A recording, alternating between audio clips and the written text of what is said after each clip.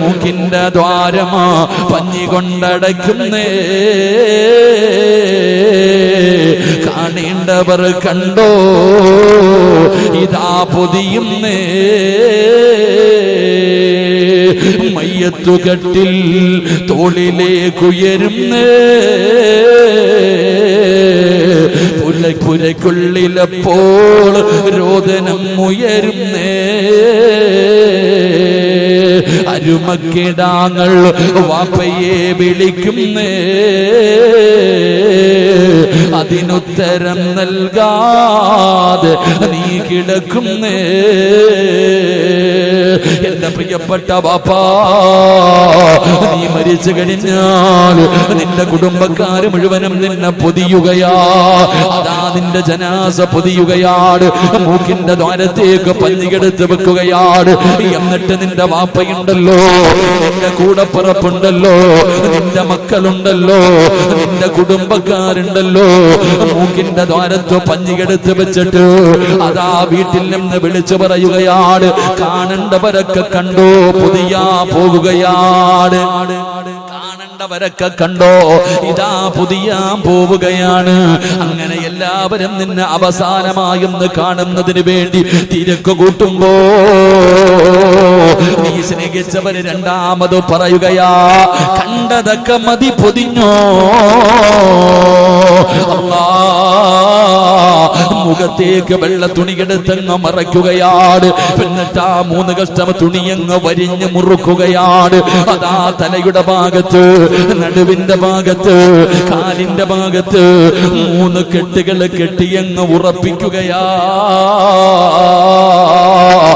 എന്നിട്ട് പള്ളിയിൽ നിന്ന് കൊണ്ട് വീടിന്റെ മുന്നിൽ കൊണ്ടുവച്ചിരിക്കുന്ന മയ്യത്ത് കെട്ടിലുണ്ടല്ലോ, ആ മയ്യത്ത് കെട്ടിലിന്റെ മുകളിലേക്ക് എല്ലാവരും കൂടെ നിന്നെ എടുത്തങ്ങ് കിടത്തുകയാണ്. എന്നിട്ട് റബ്ബേ, ജനാസ മുകളിലേക്ക് പൊങ്ങുകയാ. നിന്റെ മയ്യത്ത് കട്ടില് ചുമക്കുകയാണ്. ലാ ഇലാഹ ഇല്ലല്ലാഹ് എന്ന് പറഞ്ഞുകൊണ്ട് മയ്യത്ത് കട്ടിലെ ജനങ്ങളെ ചുമലിലേക്ക് എടുക്കുമ്പോ നിന്റെ വീട്ടിലൊരു നിലവിളിയാ. നിന്റെ ഭാര്യ കരയുന്നുണ്ട്, നിന്റെ പെമ്മക്കള് കരയുന്നുണ്ട്, നിന്റെ കൂടപ്പിറപ്പായ സഹോദരിമാര് കരയുന്നുണ്ട്, നിന്റെ കുടുംബത്തിലെ പെണ്ണുങ്ങളെ നിലവിളിക്കുകയാ. വീടിന്റെ ജനാലയിലൂടെ നിന്റെ പ്രിയപ്പെട്ട മാതാവ് നിന്ന് കരയുകയാ. പടച്ചവനെ, മയ്യത്ത് കെട്ടിലെ വീടിന്റെ വെളിയിലേക്ക് ഇറങ്ങുമ്പോ ഉമ്മ ചോദിക്കുകയാ, സമവിട്ട ഉമ്മയും പൊന്നുമകനെ എന്നെ കൈവിട്ടു പോന്നോ കാണലെന്നാ പൊന്നേ. തീർന്നടാ ചെറുപ്പക്കാരാ, അവിടെ വെച്ച പെണ്ണുങ്ങളുമായിട്ടുള്ള ബന്ധമങ്ങ് മുറിയുകയാ. അല്ലാ, മയ്യത്ത് കാണാൻ ഒരുപാട് പേരുണ്ടായിരുന്നു.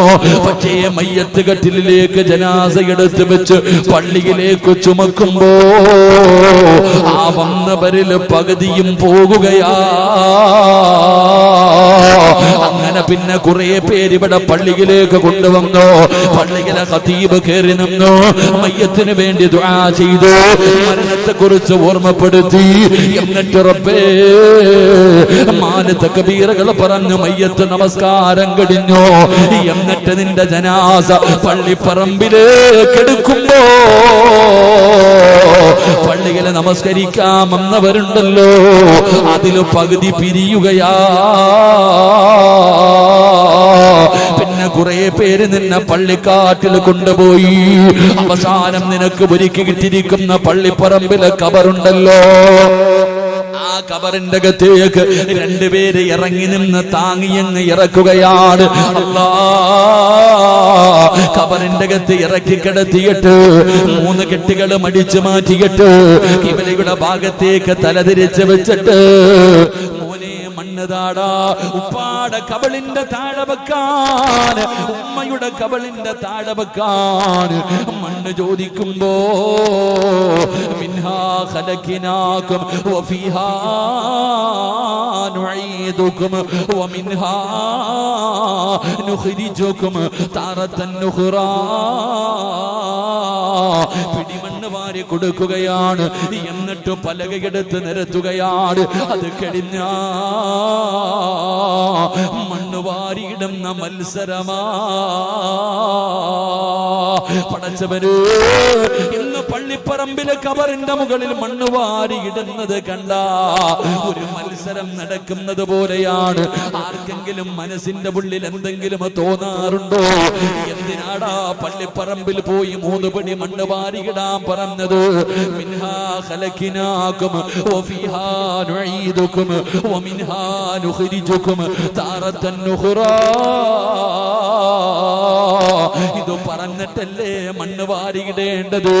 അതിന്റെ അർത്ഥം നിനക്കറിയുമോ ചെറുപ്പക്കാരാ? വാരിയങ്ങ് കബറിന്റെ മുകളിലേക്ക് എറിയുകയാണ്. അത് കഴിഞ്ഞപ്പോ എല്ലാവരും മണ്ണ് പറ്റിയിടാൻ തുടങ്ങുമ്പോ അവിടെ നിൽക്കുന്നതിൽ 3ാമത്തെ വിഭാഗവും പിരിയുകയാ. പിന്നെ തുച്ഛമായ ആളാണ് കബറിന്റെ മുകളിൽ മണ്ണിട്ടു, ചെടികൾ നട്ടു. പടച്ചവനെ, പള്ളിയിലെ മുഅദ്ദിൻ വന്നു, കബറിന്റെ മുകളിൽ വെള്ളമൊടിച്ചു. അൽ-ഫാത്തിഹ. അവിടുന്ന് യാസീനോദി ദുആ ചെയ്തു. എന്നിട്ട് എല്ലാവരും പറയുകയാണ് അസ്സലാമു അലൈക്കും. എല്ലാരും അവിടെ നിന്നുകൊണ്ട് പറയുകയാണ് അസ്സലാമു അലൈക്കും യാ ദാറ ഖൗമുൽ മുഅ്മിനീൻ വ ഇന്നാ ഇൻഷാ അല്ലാഹു ബികും ലാഹിഖൂൻ. മക്കള് വാപ്പയോട് പറയുന്നു, ഭാര്യ ഭർത്താവിനോട് പറയുന്നു, ഭാര്യയോട് ഭർത്താവ് പറയുന്നു, കൂടപ്പിറപ്പുകളോട് പറയുന്നു, കൂട്ടുകാരോട് പറയുന്നു.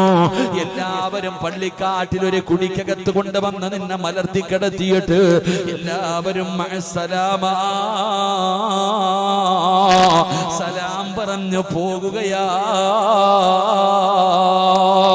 അവിടെ വരെ വരുവടാ ചെറുപ്പക്കാരാ.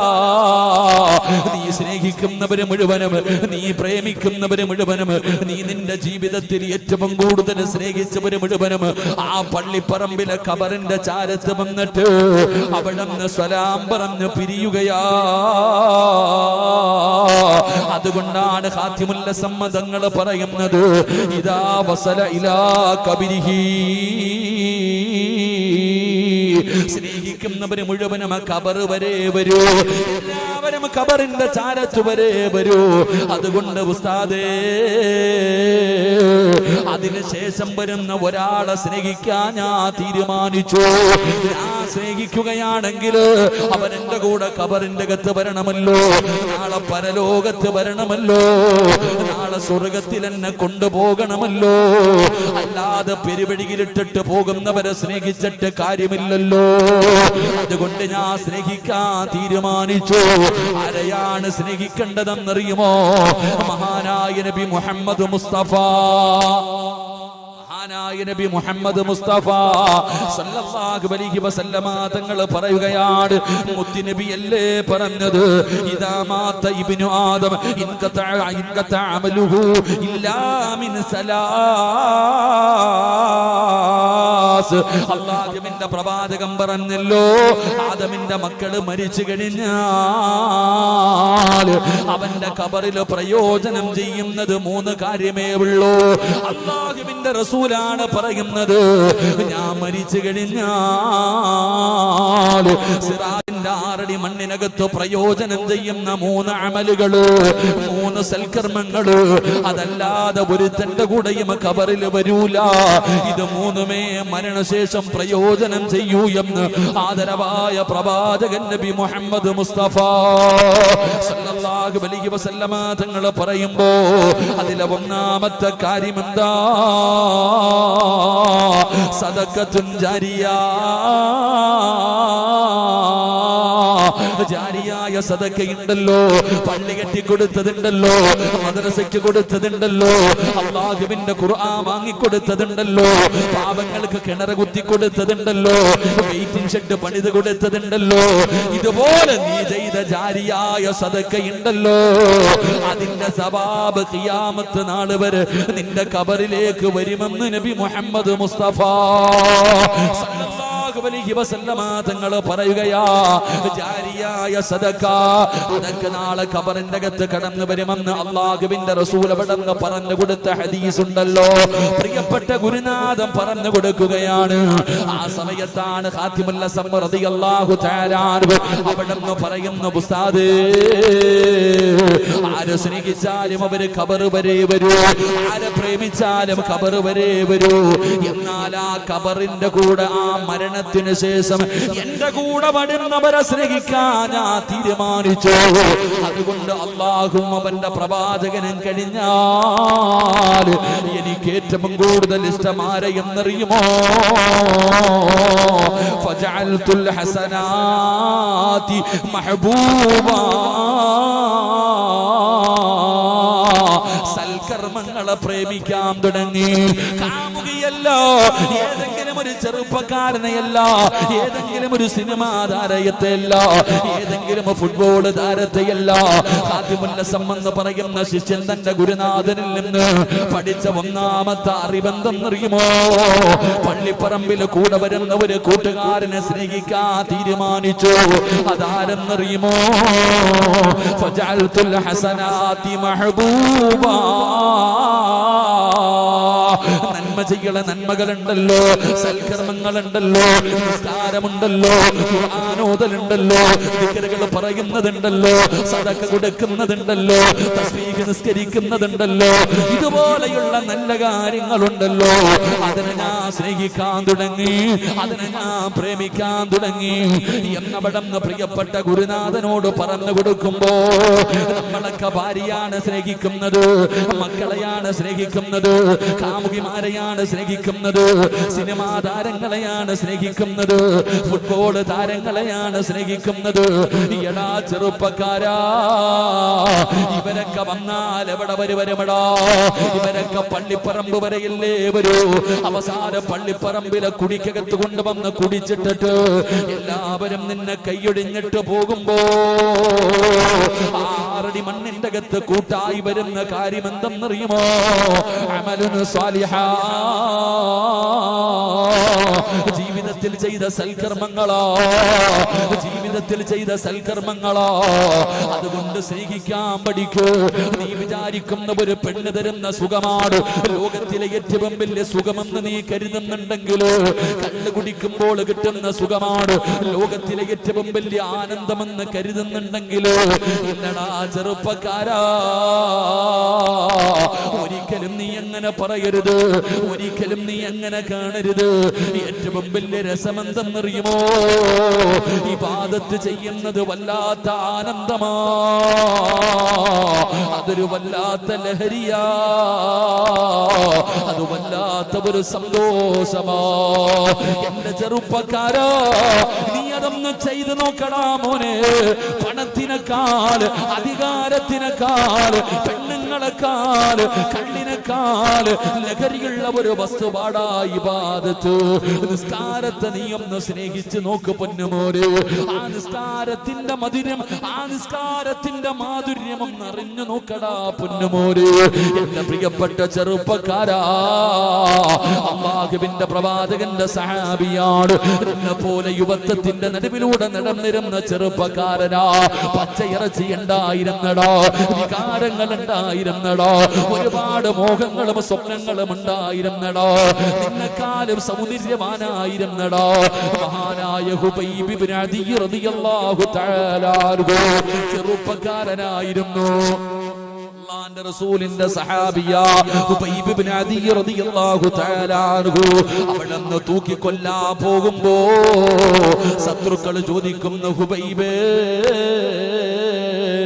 എന്തുവാടാ നിന്റെ നിന്റെ ജീവിതത്തില് കഴുകുമരത്തിലേക്ക് കയറ്റി നിർത്തിയിരിക്കുന്ന ഹുബൈബിനോട് ശത്രുക്കൾ പറഞ്ഞു, ഹുബൈബ് ജീവനോടെ നിന്നെ വിട്ടേക്കാ, പുതിയ മതത്തിൽ നിന്ന് പിരിഞ്ഞു വാ, ഇസ്ലാം മതത്തിൽ നിന്ന് തിരിച്ചു വാ. ഹുബൈബ് പറഞ്ഞാല് കൊന്നാലും ഞാൻ തിരിച്ചു വരൂല. അവര് പറഞ്ഞു, എടാ ഹുബൈബേ, മുഹമ്മദിനെ ഒരു ചീത്ത പറയടാ, എടാ നീ ചെറുപ്പക്കാരനാടാ, അടിച്ചു പൊളിക്കണ്ട പ്രായമാടാ, എന്തിനാ ചെറുപ്പത്തിലെ ചത്തുകളയുന്നത്? ഈ നിൽക്കുന്ന ഏത് പെണ്ണിനെ ചൂണ്ടിക്കാണിച്ചാൽ നിന്റെ കൂടെ കിടക്കാ പറഞ്ഞു വിടാവടാ ഹുബൈബ്, എത്ര പണം വേണമെങ്കിലും തരാവടാ ഹുബൈബ്, വാടാ, മുഹമ്മദിനെ ഒരു ചീത്ത പറഞ്ഞാ നിന്നെ വെറുതെ വിടാ. ഹുബൈബ് തങ്ങൾ പറഞ്ഞു, ഞാൻ തയ്യാറല്ല. അവസാനം കൊല്ലാ സമയമായപ്പോ കൂട്ടുകാരാണ് കൊല്ലുന്നത്, കൂടെ പഠിച്ചവരാണ് കൊല്ലുന്നത്, കൂടെ നടന്നവരാണ് കൊല്ലുന്നത്. അവിടെ നിന്ന് ചോദിക്കുന്നു, കളിക്കൂട്ടുകാരാ, അഭിലാഷം എന്താടാ? നിന്റെ അവസാനത്തെ അഭിലാഷം എന്താ? മരിക്കുന്നതിന് മുമ്പ് നിന്റെ ജീവിതത്തിലെ അവസാനത്തെ മോഹം എന്താ? ഹുബൈബ് തങ്ങൾ പറഞ്ഞത് എന്തെന്നറിയുവോ?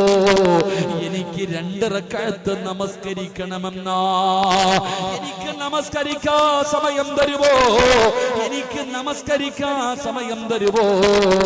ഹുബൈബ് ഇബ്നു അദി റളിയല്ലാഹു തആല അൻഹു അവിടുന്ന് പടച്ചറപ്പേ നമസ്കരിക്കാൻ കൈകെട്ടുകയാണ്, നമസ്കരിക്കാൻ കൈകെട്ടുകയാണ്. അവിടുന്ന് 2 റക്അത്ത് നമസ്കരിച്ചു. നമസ്കാരം കഴിഞ്ഞിട്ടല്ലാ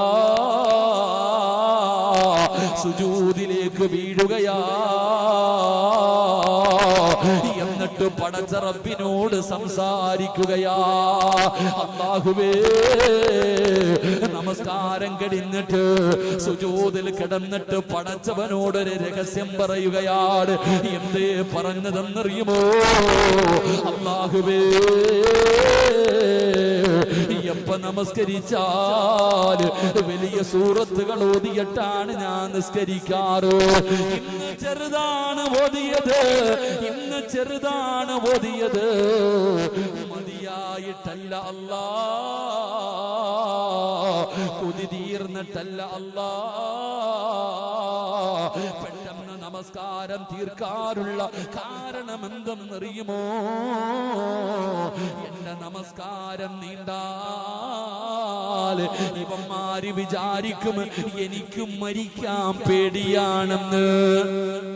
എന്റെ നിസ്കാരം നീണ്ടുപോയാൽ ഇവര് വിചാരിക്കും എനിക്കും മരിക്കാൻ പേടിയാണെന്ന്. എന്തിനാ അല്ലാ ഞാൻ പേടിക്കുന്നത്?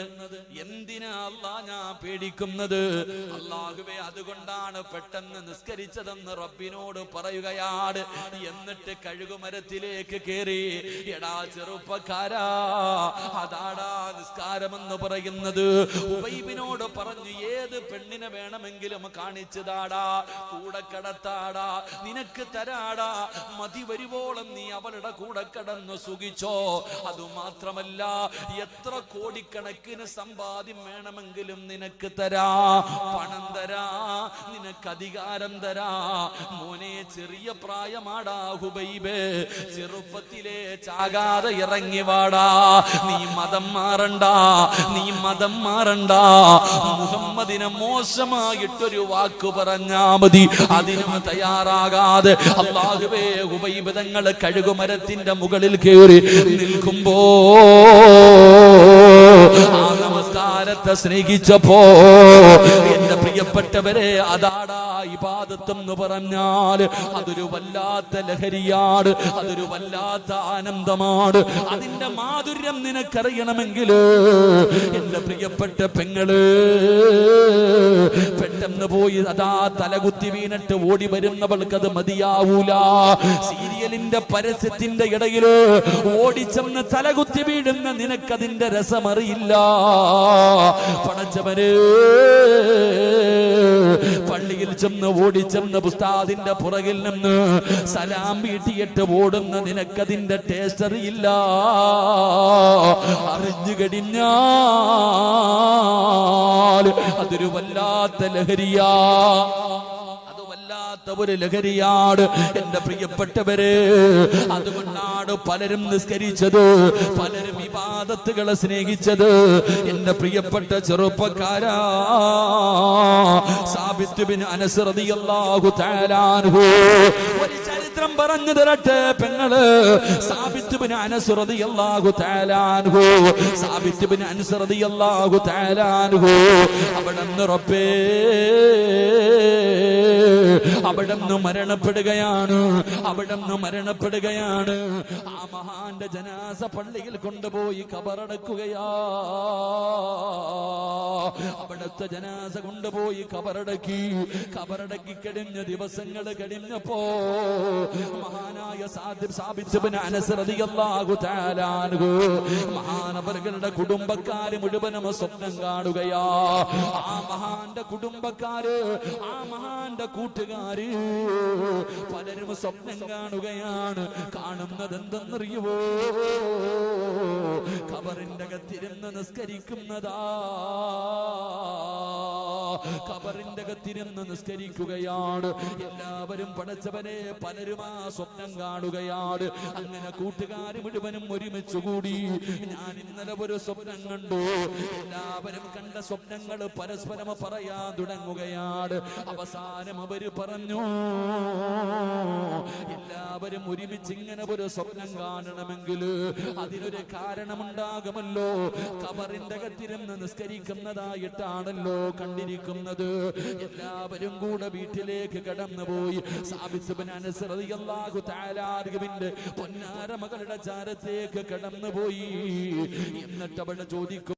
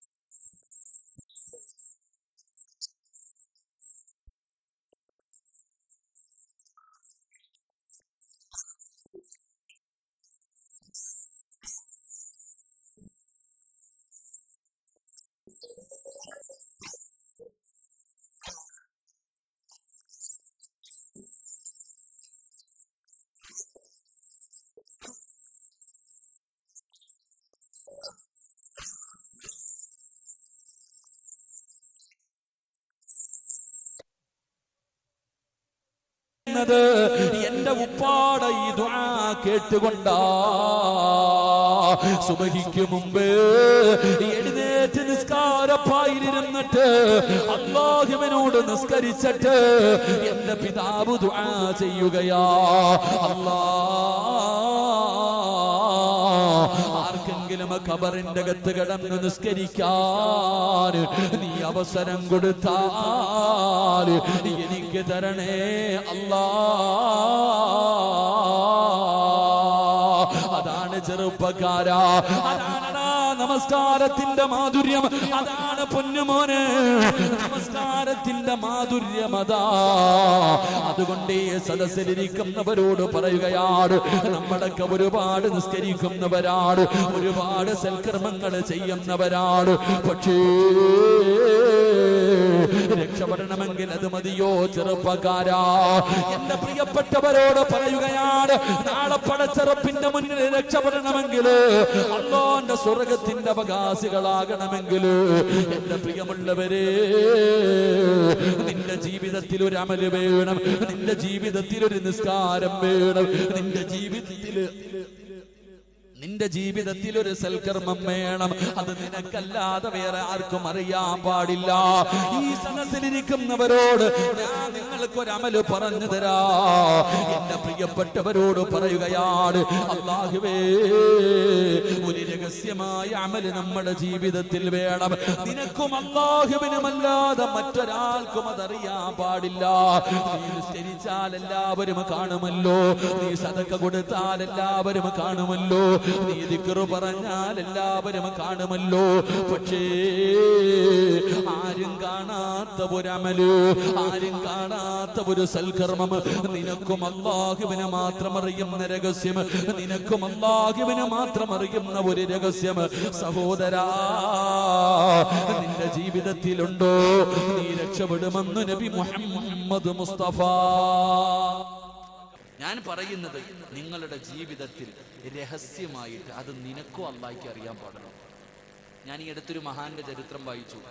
എൻ്റെ പ്രിയപ്പെട്ട സഹോദരങ്ങളെ, 40 കൊല്ലം സുന്നത്തും കൂടിച്ചു, ഒരു ദിവസം പോലും മുടങ്ങാതെ. 40 വർഷം ഇദ്ദേഹം നോമ്പ് പിടിക്കും, എല്ലാ ദിവസവും നോമ്പാണ്. ഭാര്യയ്ക്ക് പോലും അറിയത്തില്ലായിരുന്നു 40 കൊല്ലം നോമ്പ് പിടിച്ചിട്ട്. ഈ മനുഷ്യൻ രാവിലെ ഭാര്യ ജോലിക്ക് പോകുമ്പോൾ ചോറ് കൊടുക്കും, ഭക്ഷണം കൊടുക്കും, മേടിച്ചുകൊണ്ട് പോകും. പോകുന്ന വഴിയിൽ ഒരു പാവപ്പെട്ടവന് കൊടുത്തു. ഈ അദ്ദേഹം മഹാനവറുകൾ മരിച്ചു കഴിഞ്ഞപ്പോൾ ഒരാൾ വീട്ടിൽ വന്നു. അപ്പോഴാ ഭാര്യ അറിയണേ, മഹാനവറുകൾ മരിച്ചു കഴിഞ്ഞപ്പോൾ ഒരാളിങ്ങനെ തെരഞ്ഞു വരിക.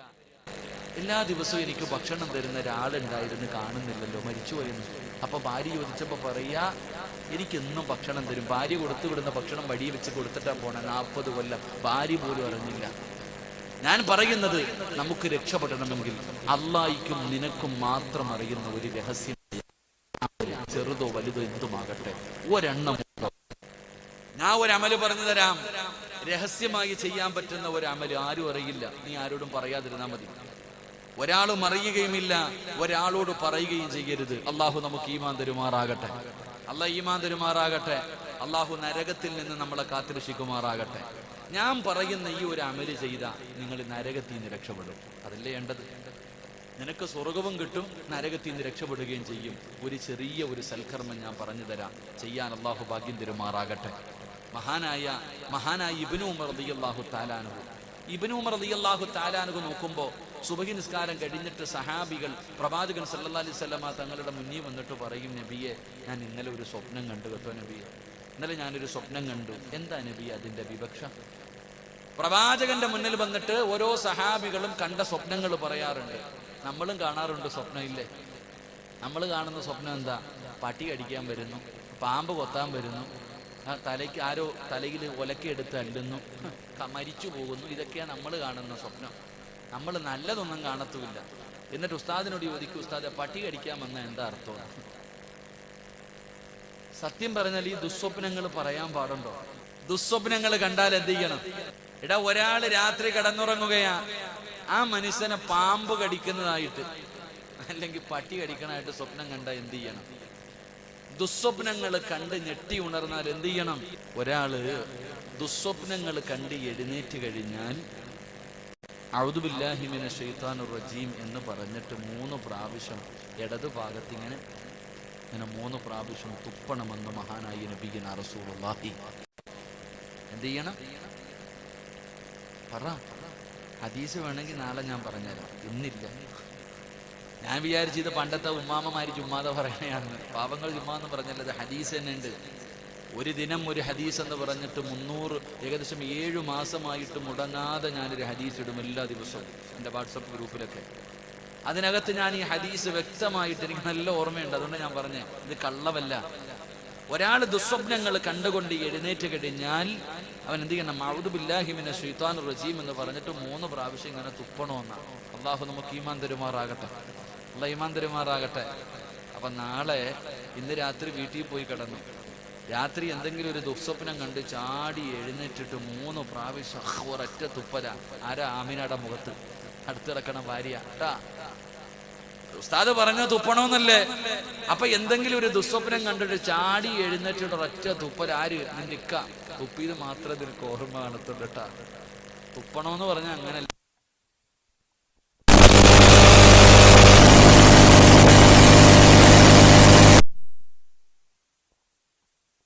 അത് ഇബ്ലീസിന്റെ ഭാഗത്ത് നിന്നാണെന്ന് നബി മുഹമ്മദ് മുസ്തഫ. ഉസ്താദെ, പാമ്പിനെ കണ്ട എന്താ, പട്ടിയെ കണ്ടാൽ എന്താ? ഒന്നുമില്ല. അതന്നെ, കടിക്കണമെങ്കിൽ കടിക്കും, മരിക്കണമെങ്കിൽ മരിക്കും. അത് പറ്റൂലല്ലോ. പാമ്പ് കടിക്കാൻ വിധിയുണ്ടെങ്കിൽ കടിക്കും. അതല്ലേ മഹാന്മാര്. ഒരു മഹാൻ ഇങ്ങനെ ഇബാദത്ത് ചെയ്തിരുന്നപ്പോ ഒരു പാമ്പ് വന്നു അത്രേ. എല്ലാരും ഓടുക. ഇത് വന്നപ്പോ ആ പാമ്പിനോട് പറയാ, അള്ള കൊത്ത അനുവാദം തന്നിട്ടുണ്ടെങ്കിൽ കൊത്ത്, ഇല്ലെങ്കിൽ നീ നിന്റെ പണി നോക്കി. നമ്മളോ മരത്തിന്റെ മുകളിൽ കയറിയിട്ടുണ്ടാവും പാമ്പ് വന്ന.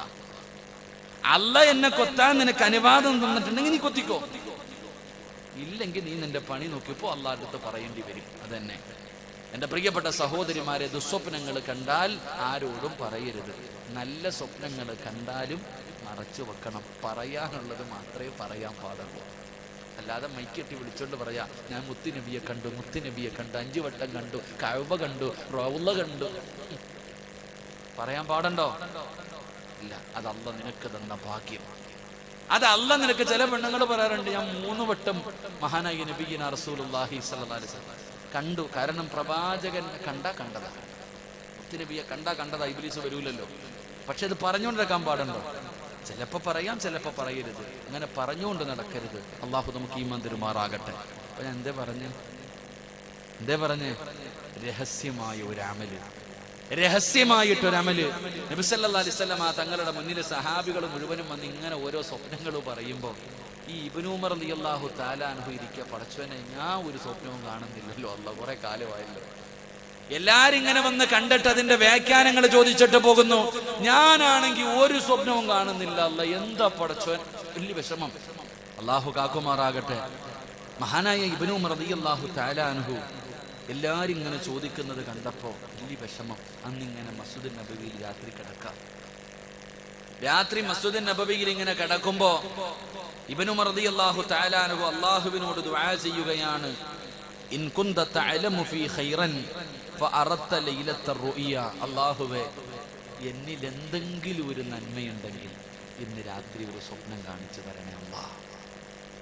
ഇബ്നു ഉമർ റളിയല്ലാഹു തആല അൻഹു അല്ലാഹുവിനോട് പറയുകയാ, മസ്ജിദുൻ നബവിയിലാ കിടക്കുന്നേ, അല്ലാഹുവേ, എന്നിൽ എൻ്റെ ജീവിതത്തിൽ എന്തെങ്കിലും ഒരു നന്മയുണ്ടെങ്കിൽ എനിക്ക് ഇന്ന് രാത്രി ഒരു സ്വപ്നം കാണണം. നീ എനിക്ക് കാണിച്ചു തന്നേ പറ്റൂ. അള്ളാഹുടെ മുന്നിൽ കരഞ്ഞു ചോദിക്കാം. അള്ളാഹുവിനോട് കരഞ്ഞു ദുആ ചെയ്തു.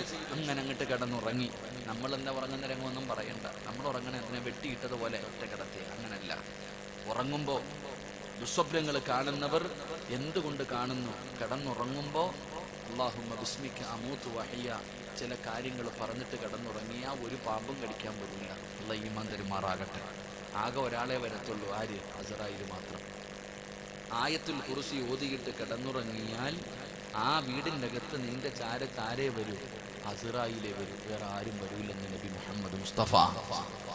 ആയത്തുൽ കുർസി പോയിട്ട് ഒരു ഫാത്തിഹ പോലും ഓതത്തില്ല. പോയി ഒറ്റ കിടത്ത്. TV കണ്ട് അങ്ങ് ഉറങ്ങും, മൊബൈൽ കണ്ട് അങ്ങ് ഉറങ്ങും. ഇപ്പൊ പിന്നെ വയല് കേട്ട് ഉറങ്ങി തറയില്ല. അങ്ങനെ ഇബ്നു ഉമർ റളിയല്ലാഹു തആല അൻഹു അല്ലാഹുവിനോട് ദുആ ചെയ്തിട്ട് കിടന്നുറങ്ങി. പാതിരാത്രിയായപ്പോൾ പടച്ചവനെ,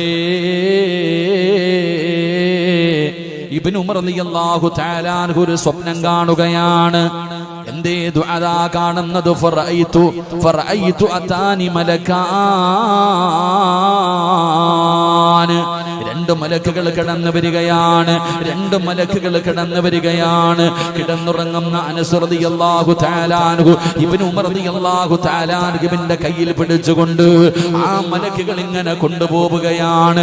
പരലോകത്തുകൂടെ കൊണ്ടുപോവുകയാണ്. മലക്കുകൾ ഇങ്ങനെ പിടിച്ചു കൊണ്ടുപോവുകയാണ്. അല്ലാ കൊണ്ടുപോയത് എവിടെയെന്നറിയുമോ? അല്ലാഹുവിന്റെ അദാബുകൾ കൊണ്ട് നിറച്ച നരകത്തിലേക്കാ. നരകത്തിന്റെ മുന്നിലേക്കാണ് കൊണ്ടുപോകുന്നത്. അതാ പറയുകയാണ്,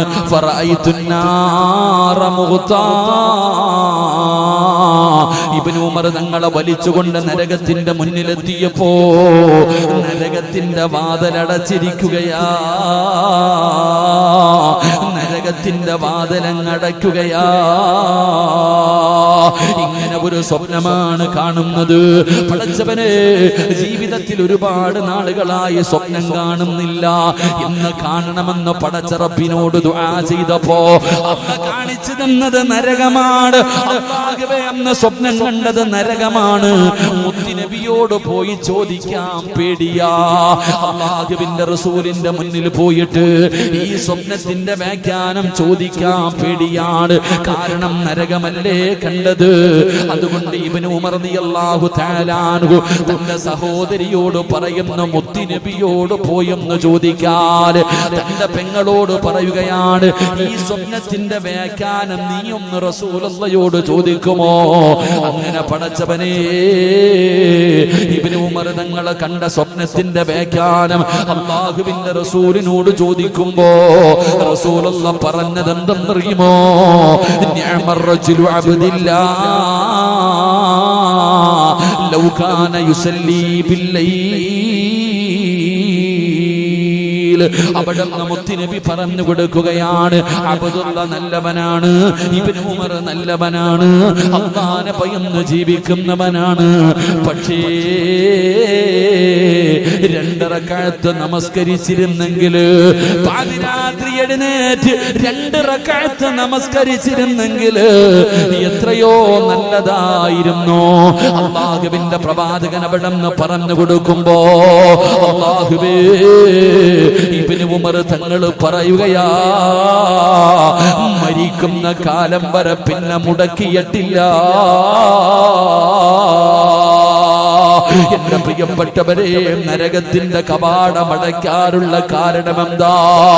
ആ പാതിരാത്രിയിലെ 2 റക്അത്ത് പകല് പള്ളിയിൽ പോയി നിസ്കരിച്ചാൽ എല്ലാവരും കാണുമല്ലോ. പക്ഷേ പാതിരാത്രി എഴുന്നേറ്റ് നിസ്കരിച്ചാൽ നിന്റെ ഭാര്യ അറിയില്ല, നിന്റെ മക്കളറിയില്ല, നിന്റെ കുടുംബക്കാരറിയില്ല, നാട്ടുകാരറിയില്ല, അല്ലാഹു വല്ലാതെ വേറെ ഒരാളും അറിയില്ല.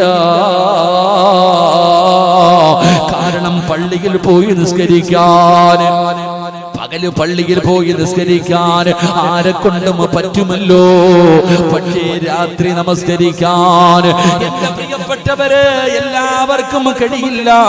തതജാഫാ ജുനൂബുഹും അനിൽ പാതിരാത്രി എഴുന്നേറ്റ് നിസ്കരിക്കാൻ പെങ്ങളെ നിനക്ക് കഴിയില്ല, വാപ്പാ നിനക്ക് കഴിയില്ല, ചെറുപ്പക്കാരാ നിനക്ക് കഴിയില്ല. പകല് നിസ്കരിക്കാൻ എല്ലാവരെ കൊണ്ടും പറ്റും.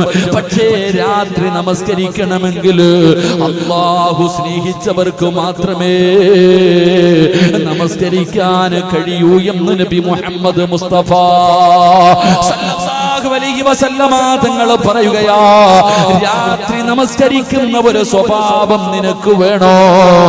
നീ വിചാരിച്ചാ പോരടി ആമിന, എന്റെ പ്രിയപ്പെട്ട പെങ്ങള്, നീ വിചാരിച്ചാ രാത്രി നിസ്കരിക്കാൻ പറ്റൂല. കാരണം അല്ലാഹ് സ്നേഹിച്ചവർക്ക് രാത്രി നിസ്കരിക്കാൻ പറ്റൂ. അതുകൊണ്ട് എന്റെ പ്രിയപ്പെട്ടവരോട് പറയുകയാണ്, ഇന്ന് രാത്രി മുതൽ തുടങ്ങാൻ പറ്റുമോ? ഒരു 2 റക്അത്ത് പാതിരാത്രി 2 മണിക്ക് 3 മണിക്ക് 4 മണിക്ക് 5 മണിക്ക് സുബഹിയുടെ ബാങ്ക് വിളിക്കുന്നതിന് ഒരു 5 മിനിറ്റ് മുമ്പ് എങ്കിലും ഒന്ന് എഴുന്നേറ്റ് നിസ്കരിക്കാ കഴിയുമോ ചെറുപ്പക്കാരാ? പ്രതിഫലം അറിയുവോടാ? ആ രാത്രി നിസ്കാരത്തിന്റെ പ്രതിഫലം നിനക്കറിയുമോ? റസൂലുള്ളാഹി പറയുകയാ,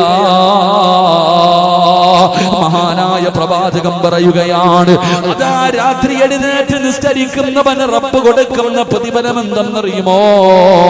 എന്റെ പ്രിയപ്പെട്ട പെങ്ങളെ,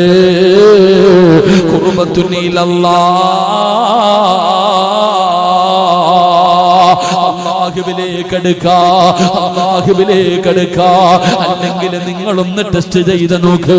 ഇന്ന് രാത്രി ഇവിടെ നിന്ന് വഴുതുകടിഞ്ഞ് പിരിഞ്ഞു പോയി 12 മണിക്കാണ് കിടന്നുറങ്ങുന്നതെങ്കിലും ഒന്നലാറം വെച്ച് എഴുന്നേക്കാൻ പറ്റുമോ? എന്നിട്ട് ഒതുവെടുത്തിട്ട് ഭാര്യ കാണാതെ മക്കള് കാണാതെ നിസ്കാര റൂമിന്റെ അകത്ത് പോയി ലൈറ്റ് അണച്ചിട്ട് അവിടെ ഇരുന്ന് കൊണ്ട് 2 റക്അത്തും നമസ്കരിച്ചിട്ട് പടച്ച റബ്ബിന്റെ മുന്നിലേക്ക് കൈനീട്ടിയിട്ടല്ലാ, കടമാണല്ലാ, രോഗമാണല്ലാ, കച്ചവടം നഷ്ടത്തിലാണല്ലാ, ഒരുപാട് പ്രയാസമാ അല്ലാ, സമാധാനമില്ല അല്ലാ, ഒരുപാട് മരുന്ന് കഴിച്ചിട്ടും വേദന മാറുന്നില്ല. പടച്ച റബ്ബിന്റെ മുന്നിൽ ഒറ്റയ്ക്കിരുന്നൊന്ന് പറഞ്ഞു നോക്ക്. അല്ലാഹുവിന്റെ മുന്നിൽ ഇരുന്നിട്ട് കണ്ണിന്റെ മുന്നിൽ അല്ലാഹ് വന്നിരിക്കുകയാ. മുത്തുനബി പറഞ്ഞല്ലോ, രാത്രിയായാൽ അല്ലാഹു ഒന്നാം ആകാശത്തിൽ വന്ന് ഭൂമിയിലേക്ക് നോക്കിയിരിക്കുകയാ. ആരാ ചോദിക്കുന്നത്? ആരാ ചോദിക്കുന്നത്? ഞാൻ തരാ. ആ സമയത്ത് ഒരു രാത്രി എഴുന്നേറ്റ് 2 റക്അത്ത് നിസ്കരിച്ചിട്ട് നീ അല്ലാഹുവിനോടൊന്ന് പറയടാ ചെറുപ്പക്കാരാ. പെങ്ങളെ, നിനക്ക് പറയാനുള്ള പരാതി നാട്ടുകാരോട് പറയുമല്ലോ, അയൽവാസികളോട് പറയുമല്ലോ, കുടുംബക്കാരോട് പറയുമല്ലോ. എന്ത് പ്രയോജനമാ മോളെ? ആ പറയുന്നത് അല്ലാഹുവിന്റെ മുന്നിലൊന്ന് പറഞ്ഞു നോക്ക്. അല്ലാഹുവേ, രാത്രി നമസ്കരിക്കുന്നവൻ അല്ലാഹു കൊടുക്കുന്ന പ്രതിഫലം ഖുർബത്തുൻ ഇലല്ലാഹ്. അവൻ അല്ലാഹുവിലേക്ക് അടുക്കാൻ കഴിയുമെന്ന് നബി മുഹമ്മദ് മുസ്തഫ സല്ലല്ലാഹു അലൈഹി വസല്ലമ തങ്ങൾ പറയുമ്പോ 2 വതുകഫിറു ലിസ്സയ്യിആത്ത്. ജീവിതത്തിൽ ഒരുപാട് തെറ്റുകൾ ചെയ്തിട്ടുണ്ടല്ലോ. കള്ള് കുടിച്ചിട്ടുണ്ട്, വ്യഭിചരിച്ചിട്ടുണ്ട്, പലിശ തിന്നിട്ടുണ്ട്, നിസ്കരിക്കാതെ അഹങ്കാരികളെ പോലെ ഞാനും നിങ്ങളും ഒരുപാട് പാപം ചെയ്ത് നടന്നവരല്ലേ. ഇതൊക്കെ ഒന്ന് പൊറുക്കണ്ടേ, ഇതൊക്കെ ഒന്ന് പൊറുക്കണ്ടേ. അതിനുള്ള വഴി എന്താ? പാപം പൊറുക്കണോ? പാപം പൊറുക്കണോ? ഇന്ന് വരെ നീ എത്ര വലിയ കുലപാതകം ചെയ്താൽ, എത്ര വലിയ പാപം ചെയ്താൽ, എത്ര വലിയ പാപം ചെയ്താൽ അല്ലാഹ് പുറത്തു തരണോ? രാത്രി എഴുന്നേറ്റ് നിസ്കരിക്കുന്ന മനുഷ്യനുണ്ടല്ലോ, അവന്റെ പ്രാർത്ഥന അല്ലാഹു സ്വീകരിക്കും. പെങ്ങളെ, നീ ആരോടും പറയണ്ട. നീ ചെയ്തു പോയ പാപങ്ങൾ നീ ആരോടും പറയണ്ട. അല്ലാഹുവിനോട് പറയാൻ പറ്റുമോ? അല്ലാഹുവിനോട് പറയാൻ പറ്റുമോ? ഈ റജബിന്റെ രാത്രി പടച്ച റബ്ബിന്റെ മുന്നിൽ എഴുന്നേറ്റിരുന്നിട്ട്, രാത്രി 4 മണിക്ക് എഴുന്നേറ്റിരുന്നിട്ട്, അല്ലാഹുവേ, എന്റെ കയ്യിൽ ഇങ്ങനെ പിഴവ് പറ്റിപ്പോയി റബ്ബേ എന്ന് പറയാ കഴിയുമോ? നിന്റെ ഇന്നു വരെയുള്ള പാപം അല്ലാഹു പുറത്തു തരുമെന്ന് നബി മുഹമ്മദ് മുസ്തഫ സല്ലല്ലാഹു അലൈഹി വസല്ലമ തങ്ങൾ പറയുമ്പോ 3ാമത്തെ പ്രതിഫലം എന്താ? പലരും പറയുന്ന പരാതി എന്തേ? ഉസ്താദേ, കള്ളുകുടി നിർത്തണമെന്നുണ്ട്, വ്യഭിചാരം നിർത്തണമെന്നുണ്ട്, പരസ്യമായി പലിശ തിന്നുന്നത് നിർത്തണമെന്നുണ്ട്, നിസ്കരിക്കണമെന്നുണ്ട്. പെങ്ങളെ, ഉസ്താദേ, എത്ര സീരിയൽ കാണില്ലെന്ന് തീരുമാനിച്ചാൽ കണ്ടുപോകുന്ന ഉസ്താദേ, നന്നാകണമെന്ന് ആഗ്രഹമുണ്ട്, പക്ഷേ തെറ്റിലേക്ക് വീണു പോകുന്ന ഉസ്താദ്, നന്നാകണോ ഉമ്മ? പാപം ചെയ്യാതെ രക്ഷപ്പെടണോ? ഇനിയെങ്കിലും നിനക്ക് നേരെ ജീവിക്കണോ? റസൂലുള്ളാഹി പറയുകയാ, രാത്രി എഴുന്നേറ്റ് നിസ്കരിക്കുന്ന ഉമ്മ, അല്ലാഹു നിന്നെ സംരക്ഷിക്കുകയാ. നിന്നെ പാപം ചെയ്യാൻ അല്ലാഹു വിടൂല, നിന്നെ തെറ്റ് ചെയ്യാൻ അല്ലാഹു വിടൂല. അല്ലാഹു നിന്നെ സംരക്ഷിക്കുമെന്ന് ആദരവായ പ്രവാചകൻ നബി മുഹമ്മദ് മുസ്തഫ സല്ലല്ലാഹു അലൈഹി വസല്ലമ തങ്ങൾ പറയുകയാണ്. 5 പ്രതിഫലമാണ് ദുആ ചെയ്യാൻ പോകുകയാ. 4ാമത്തെ പ്രതിഫലം എന്തെന്നറിയോ? ഇതറിഞ്ഞിരുന്നെങ്കിൽ നിസ്കരിക്കുമായിരുന്നു വാപ്പാ. ഈ സദസ്സിൽ ഒരുപാട് പേരുണ്ടല്ലോ, ഗുളിക കഴിച്ചിട്ട് കിടന്നുറങ്ങുന്നവർ, വേദന സഹിക്കാൻ കഴിയാതെ ഉറക്കമില്ലാതെ പ്രയാസപ്പെടുന്നവർ. ശംസെന്ന് പറയുന്ന കൂട്ടുകാർ, ഉസ്താദേ ദിവസത്തിന് 1 മണിക്കൂറാവും ഉറങ്ങുന്നത്, കാലിന് വല്ലാത്ത വേദനയാ, ശിവ കൊടുക്കണേ അല്ലാ. വേദന സഹിക്കാൻ കഴിയാത്തവരുണ്ടല്ലോ, പടച്ചവനെ രോഗങ്ങളും മരുന്ന് കഴിച്ചിട്ട് മാറാത്ത രോഗത്തിന്റെ ഉടമകളുണ്ടല്ലോ. രാത്രി കുടുംബക്കാർ മുഴുവനും കിടന്നുറങ്ങുമ്പോ കട്ടിലിൽ കിടന്ന് കരയുന്ന ഉമ്മ, നിനക്കറിയുവോ രാത്രി നിസ്കരിച്ചാ കിട്ടുന്ന പ്രതിഫലം നിനക്കറിയുവോ? പടച്ചവരെ, ക്യാൻസർ രോഗം കൊണ്ട് ബുദ്ധിമുട്ടുന്നവരുണ്ടല്ലോ. ഇന്നലെ വഴക്ക് പറയാൻ കണ്ണൂര് പടച്ചവനെ ചെറുവാഞ്ചേരിയുടെ പരിസരത്തൊരു വീട്ടില് ഭക്ഷണം കഴിക്കാൻ പോകുമ്പോ, ഉസ്താദേ വാപ്പയുടെ നാവിലെ ക്യാൻസറാ, വായിക്കകത്ത് ക്യാൻസർ ഉള്ളവരുണ്ടല്ലോ, മലദ്വാരത്ത് ക്യാൻസർ ഉള്ളവരുണ്ടല്ലോ, പടച്ചവനെ മാരകമായ രോഗങ്ങളുള്ളവരുണ്ടല്ലോ. പെങ്ങളെ, അല്ലാഹുവിന്റെ റസൂല് പറയുകയാ, വമതറത്തുൽ ദാഇ അനിൽ ജസദി, രാത്രി നമസ്കരിക്കുന്ന മനുഷ്യ, മാരകമായ രോഗം, വലിയ വലിയ രോഗങ്ങൾ അല്ലാഹു നിനക്ക് തരില്ലെന്ന് നബി മുഹമ്മദ് മുസ്തഫ. പാതിരാത്രി എഴുന്നേറ്റ് പടച്ചവനെ ഓർക്കുന്നവനുണ്ടല്ലോ, അവൻ അല്ലാഹു മാരക രോഗം കൊടുക്കൂല, ക്യാൻസർ കൊടുക്കൂല, ട്യൂമർ കൊടുക്കൂല, കിഡ്നി തകർക്കൂല, ശരീരം തളർത്തൂല, കിടന്ന കിടപ്പിൽ കിടന്ന് മലമൂത്ര വിസർജനം നടത്തേണ്ട അവസ്ഥ കൊടുക്കില്ല. മാരകമായ വലിയ വലിയ രോഗങ്ങളെ തൊട്ട് അല്ലാഹു നിന്നെ കാക്കുമെന്ന് ആദരവായ പ്രവാചകൻ നബി മുഹമ്മദ് മുസ്തഫ. അല്ലാഹുവേ, അറുത്തു മുറിക്കുന്ന രോഗങ്ങളെ തൊട്ട് ഞങ്ങളെ നീ കാക്കണേ അല്ലാ.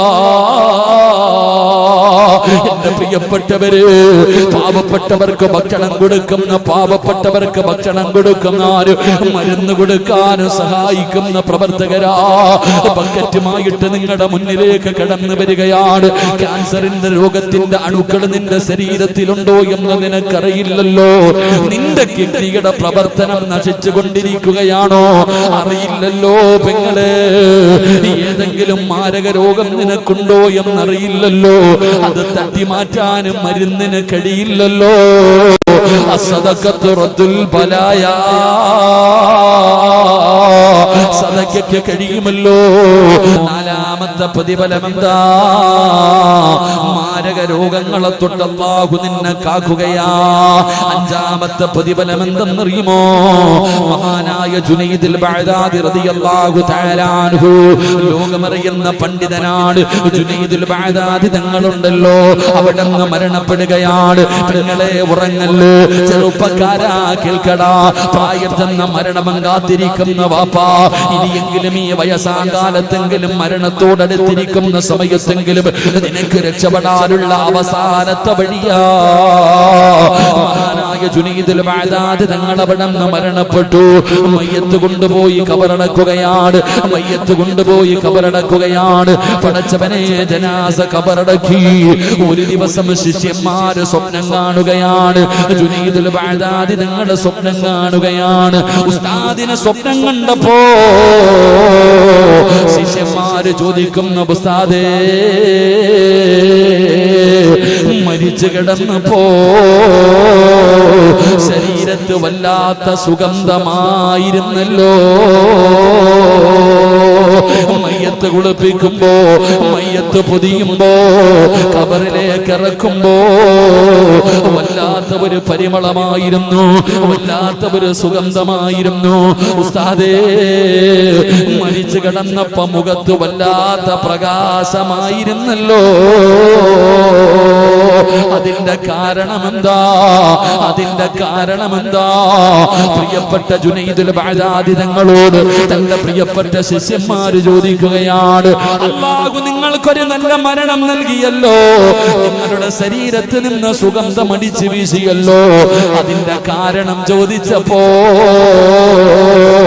ജുനൈദുൽ ബഅദാദി തങ്ങൾ പറഞ്ഞ മറുപടി എന്താ? അത് രാത്രിയിലെ നമസ്കാരത്തിന് അല്ലാഹു എനിക്ക് തന്ന പ്രതിഫലമാ. അതിരാത്രി നമസ്കരിച്ചതിന് പടച്ച റബ്ബ് എനിക്ക് തന്നതാ. വേണോ ബാപ്പാ? ഈമാനുള്ള മരണം വേണോ? വെള്ളിയാഴ്ച രാവിലെ മരണം വേണോ? ശഹീദിന്റെ മരണം വേണോ? മരിച്ചു കിടക്കുമ്പോ മുഖത്ത് പ്രകാശം വേണോ?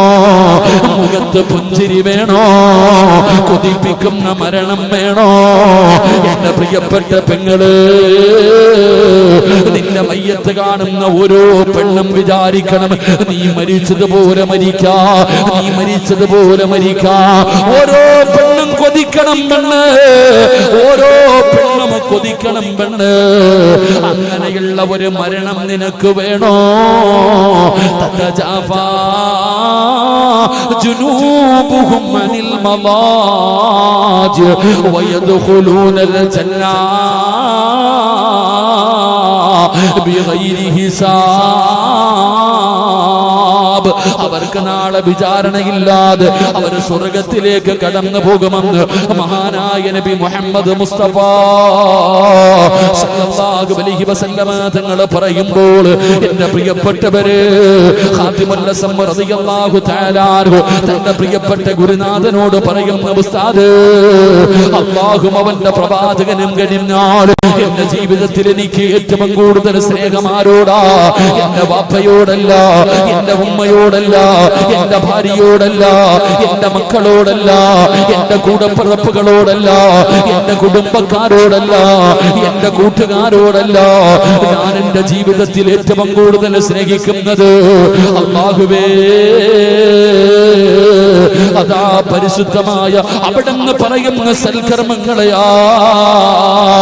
ഹസനാതി മഹബൂബാ. ഞാൻ ഖുർആൻ നമസ്കാരത്തെ സ്നേഹിക്കാൻ തുടങ്ങി. എന്റെ പ്രിയമുള്ളവര്, നിങ്ങൾ സ്നേഹിക്കാൻ തീരുമാനിക്ക്. എന്റെ ചെറുപ്പക്കാരാ, ഖുർആനിനെ സ്നേഹിക്കടാ പൊന്നുമോനെ, ഖുർആനിനെ സ്നേഹിക്ക്. നിങ്ങളൊക്കെ പാട്ട് കേട്ടിട്ട് കിടന്നുറങ്ങുമല്ലോ. എല്ലാരും പാട്ട് കേട്ടിട്ടാ കിടന്നുറങ്ങണേ. നീ വിചാരിച്ചു ഏറ്റവും വലിയ സംഗീതം യേശുദാസിന്റെ പാട്ടാ, അല്ലെങ്കിൽ ചിത്രയുടെ പാട്ട്? ആരാ പറഞ്ഞേ? എടാ പൊന്നുമോനെ, നിന്നെ കൊണ്ട് കഴിയുമെങ്കിൽ ഒരു ദിവസം രാത്രി കിടന്നുറങ്ങുമ്പോ ആ പാട്ടൊക്കെ മാറ്റിയിട്ട് ആ സുദൈസിയുടെയോ അല്ലെങ്കിൽ മക്കത്തും മദീനത്തൊക്കെ ഓതണ ഖുർആൻ ഒന്ന് കേട്ടു നോക്കടാ.